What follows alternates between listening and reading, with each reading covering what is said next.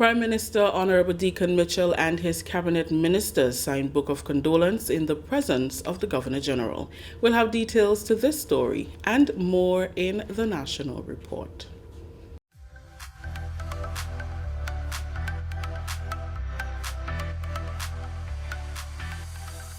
I think I've decided. I want this one. Excuse me. I couldn't help but overhear your conversation. Can you tell me why it is you decided to purchase this fridge? Sure, because it's a lot cheaper, looks good, and if I should say, does the same job as all the others. I see. Can I show you something? No problem. See what the sign says? It said this appliance uses natural refrigerants. So... This refrigerator uses green cooling technology with natural refrigerants, which is environmentally friendly and does not hamper to the environment and the ozone layer. Equipments like these will greatly reduce your electricity bill, last longer, perform better, and protect the environment, and will give you the peace of mind in knowing that you are doing your part in creating a more environmentally responsible world for current and future generations. So you're telling me that this fridge right here may cost a little more now, but I can save on my electricity bill? It will perform better and last longer than this other one and have all the things you just said? Oh yeah. Remember, when purchasing an AC or refrigerator for your home or business, be sure to ask for the one that uses natural refrigerants. Go green.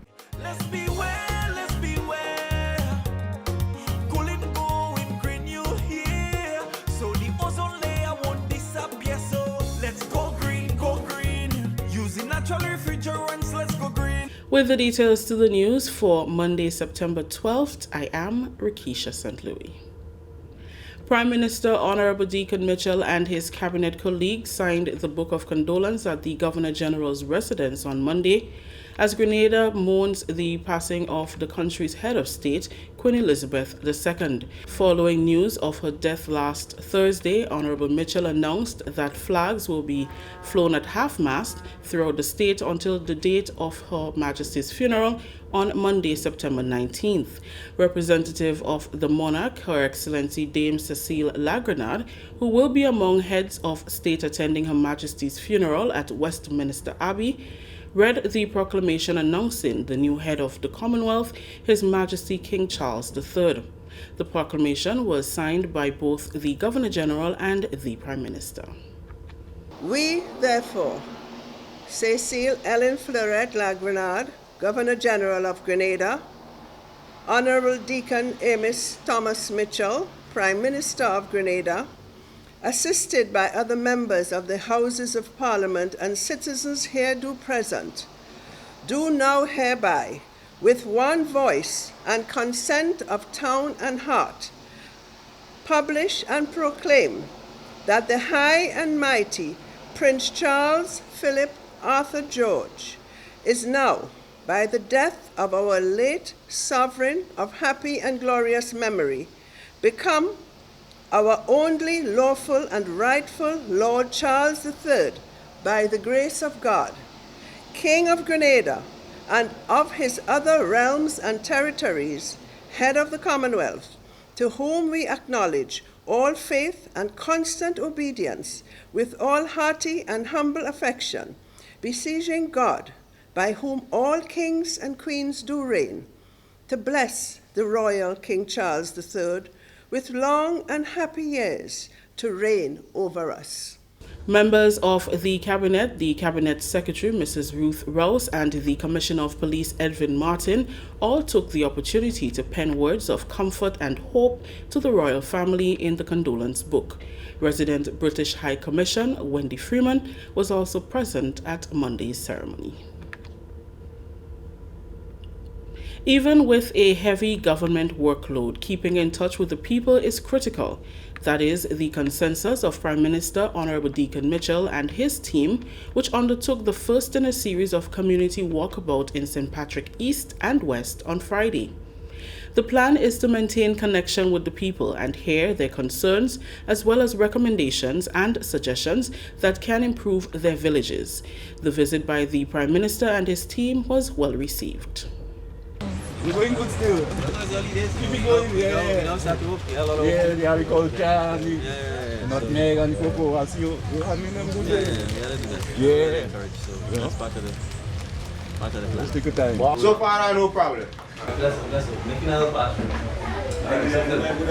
No, yeah, look at it. Yeah, promise me. Yeah, well, I tried to come everywhere, so. Things gotta change. It can't be separate after you get up. Yeah, we don't move to until you want to represent your people, pass it off, right? Well, I think you're saying. Yeah. Alright, definitely. Blessings. Parliamentary Representative for St. Patrick East, Dennis Cornwall, joined by Senator Tessa Sincere and Honorable Gloria Thomas, led the team to various points in the constituency. Minister Cornwall told GIS, although government has a lot of work to do as a new team, keeping in touch with the people is of paramount importance. We are saying to the people of River Sally and surrounding areas that we have their back, meaning that we didn't get into office just to basically sit in the offices in St. George's to carry out our duty. There are times we have to make time to basically meet the people where they are. I know we've had only 3 months in office thereabout, and you hear a lot of our parliamentarians being told that they can't find them and they can't see them and they're calling them and they can't reach out to them. So we want to just show them that even with our busy schedule that we have, we still do make some time to come out at least to say hello, hi. We are there for you. We have your back. Parliamentary Representative for St. Patrick West, Joseph Vandal, led the delegation to the final stop at Mount Bridge, an area in which there are major plans to improve the cultural product and create employment. Mount Bridge is a hotbed of culture and history in Grenada. Just down the road there, you have the Amerindian petroglyphs, or the Carib stone as it's more popularly known. Mount Bridge has produced a number of very exciting sports personalities, men such as Chester Bandy David, former national player. And it's, in the center, the heart of the constituency. One of the things that I've campaigned on over the years is to introduce this sort of themed village festivals and so on. And so we're going to work with the community of Mount Bridge to see what is best for them, how we can promote Mount Bridge as a destination for people from other parts of Grenada to come and enjoy what Mount Bridge has to offer. People outside of Grenada too, when they come here as tourists. We have a number, apart from the Carib Stone, we have a number of historical buildings, ruins in and near Mount Bridge, which we are going to, make sure that we find out where they are, that we do the necessary cleaning, clear up issues of ownership, and then start developing them into tourist attraction sites. Because one of our main focus is to ensure that we bring sustainable employment opportunities for the people in rural communities, and Mount Bridge is definitely very high on the agenda. Continuing the news, Carriacou and Petit Martinique will soon have the regular services of a vet on island. For 5 years, the islands have only been able to benefit from the services of vets who visited on a weekly basis. Minister for Carriacou and Petit Martinique Affairs and Local Government, Honorable Tevin Andrews, during a meeting with farmers on the sister isle recently, assured them that under this government's transformational agenda, the matter will soon be dealt with. The ministry recognized that this issue with the vet on island, and steps has already been made. As a matter of fact, first 2 weeks that getting into office, we've started working on it. So in short order, we would have our, not just e-vet, but a unit that will deal with livestock. The meeting with farmers was the first in a series that the minister intends to have with various sectors and organizations. Senior Agricultural Officer in the Ministry of Carriacou and Petit Martinique Affairs, Benson Patrice, was pleased with the turnout of farmers at the meeting as his unit strives to better serve farmers. This meeting could not come in a more opportune time. Yesterday we had our national budget retreat, and I'm tasked with the job to prepare a budget for agriculture by Monday. So I'm saying the meeting is really, really timely. so that, of course, you're here and I'll be able to hear from you exactly what you're looking for and what you expect government to do for you, and the broader picture, what you expect us as partners to move with as we decide to drive the sector forward. So as you bring forth your ideas, it will be noted, and of course we'll know exactly what to put in the budget. Hopefully that will be honored and we'll be able to take agriculture in carriacou forward. This is the National Report. The news will continue after the break. Prepare for hurricane. Prepare for hurricane. Make sure you have your radio and your batteries too. Waterproof flashlight candles will do. Tin stuff, garbage bag, first aid kit. Come on people, make sure you have it. Clean water in a container and a hurricane plan. Hear me no man. Hurricane damage is beyond your control. Surviving the aftermath is up to you. Have a hurricane plan. It can save your life and your family too. Prepare for hurricane. Your hair, prepare for hurricane. Welcome back. Commissioner of Prisons Rupert Nichols says consideration has been given to make participation under the Ministry of Youth Empower program mandatory. The all-male program features a prison component where the inmates are taught life skills and given direct skills training to earn civic youth certification in varying areas of interest.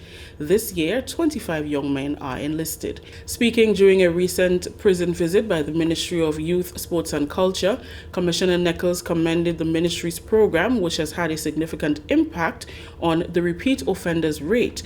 Therefore, prison is now putting systems in place to make the program mandatory. The statistics have shown that persons within the facility who are actively involved in the programs, only 20% of persons return to prison. On the contrary, persons who came to prison and did not took part in such program, 80% return to prison and only 20% remains out. We have seen that statistics, and we are looking now to make the program at the prison mandatory. The focus areas are electrical, AC refrigeration, and general agriculture. He used the opportunity to congratulate the inmates who sat the recent CSEC exams, at which the prison registered a 78% pass rate. This, according to Commissioner Nichols, is a sign that the correctional center is helping inmates not only through rehabilitation, but by acquiring education, which can assist in enhancing their lives when they leave the prison. We recently got the results of exams, and the prison had a 78% pass rate in CXC.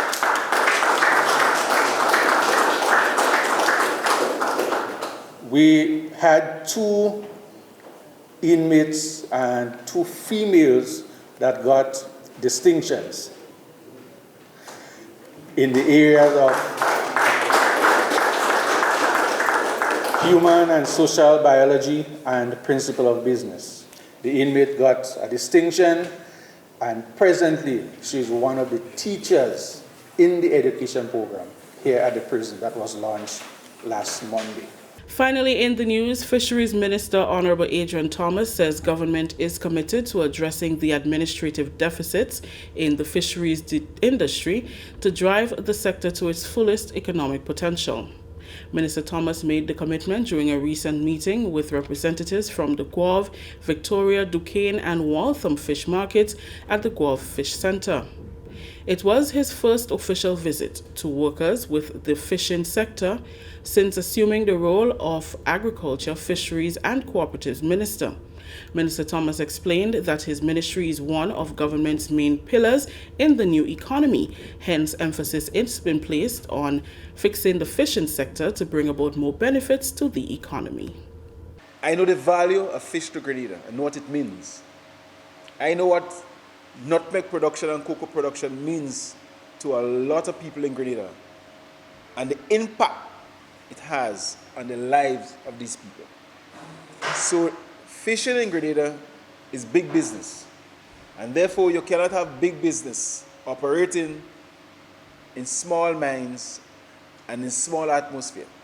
big business call for big minds, big people, big atmosphere, and a big institution. And to get there, we have a lot of structures to review, dismantle, and put new structures in place that will carry the industry where we want the industry to be. And if the industry reaches where we want it to be, there is no doubt that Grenada will follow. Supervisor of the Guelph Fish Market, Nyandu Joseph, feels encouraged that some of the challenges will be addressed. We really appreciate the fact that the minister will take time out of his schedule to come and see us here at the Guelph Fish Market. So we had mentioned all of our concerns as a staff and as a facility, and we just hope that some, if not most of them, could be addressed, because some of them are dire. I mean, like our AC situation, I mean, the entire building is without air condition. And for a big concrete structure like that to not have AC, that's one of the things we really need to be addressed. So yes, we hope that a lot of the issues, what the fishers, the private investors express and staff express, that the minister and his team and people at that level would see that they get it done. Representative of the Victoria Fish Market, Tabia Paul, expressed her appreciation for the meeting and engagement. The meeting today, it was appreciative to have him here. We haven't had meetings and the opportunity to express our grievances for quite a while, which staff has a lot of grievances. So we're very appreciative of him stepping in and coming and at least hear us. We would like to see some issues resolved, and especially at my side, just because it's basic stuff at our facility that just needs to be attended to. So if we can have that look into as soon as possible, as I said, that would be appreciated. That story just ended the national report for Monday, September 12th, recapping the top story. Prime Minister Honorable Deacon Mitchell and his cabinet ministers signed Book of Condolence in the presence of the Governor General. On behalf of the entire news and production team, I am Rikisha St. Louis.